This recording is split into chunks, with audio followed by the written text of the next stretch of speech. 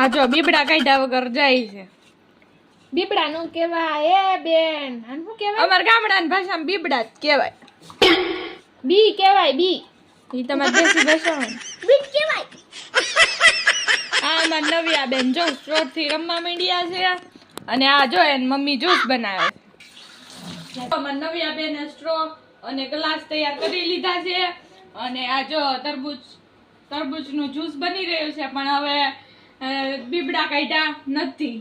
બીબડા નો કેવાય બી કેવાય. એલી બીબડા કેવાય. બી કેવાય. બીબડા કેવાય. બી કેવાય. કમેન્ટ માં કહેજો શું કેવાય. બી કેવાય કે બીબડા. ભાઈ यहाँ पे क्या हो रहा भाई?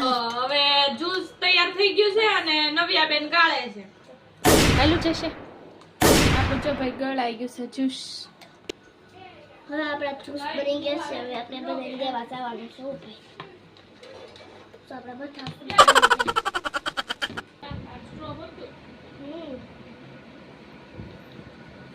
કેવું બન્યું જરીક કેજો.